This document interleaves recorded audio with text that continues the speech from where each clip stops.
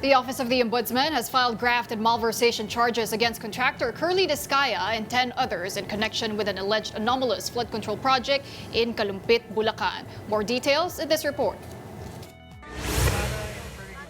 Assistant Ombudsman Miko Clavano and DPWH Secretary Vince Dizon have filed charges before the Malolos Regional Trial Court for violations of the Anti-Graft and Corrupt Practices Act.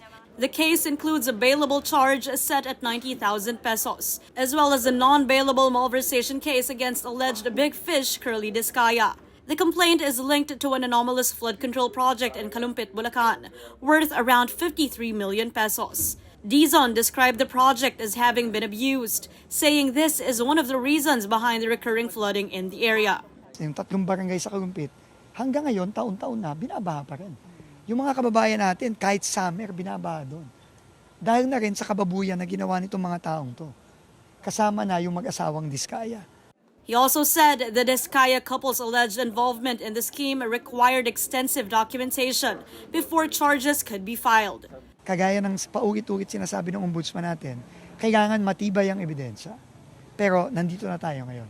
Pero anyway, nakakulong naman si Curly since last year, no, sa Senate. Pero ngayon, sa ordinaryong kulungan na naman siya mapupunta. Talagang malaking isda yan.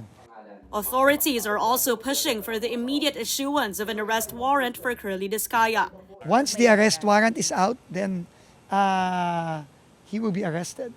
He will be arrested from the Senate, where he is right now in custody, and he will be brought to the court and be brought to jail.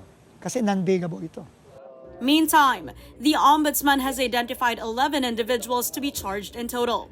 It was also noted that the beneficial owners of St. Timothy Construction Corporation are the accused spouses, Cesara Rowena C. Discaya and Pacifico F. Discaya II, as well as Maria Roma Angeline D. Remando, the company's managing officer. While 8 DPWH officials and 3 construction executives have been named as the accused. Former DPWH officials previously tagged as witnesses are not included in the charges due to immunity agreements with the Office of the Ombudsman. Officials say additional cases are expected to be filed in the coming days as the investigation into the flood control scandal continues. Kasi talagang kailangan, hindi tayo pwedeng basta-basta lang mag-file ng kaso. Kailangan matibay ang ebidensya at dito sa kasong final ngayon ng Ombudsman na pinagtrabahuan po ng COA, ng DPWH, ng DOJ, ng Ombudsman, kampante tayo na talagang mananagot sila Curly Discaya at yung iba pang 10 kasama sa kasong to.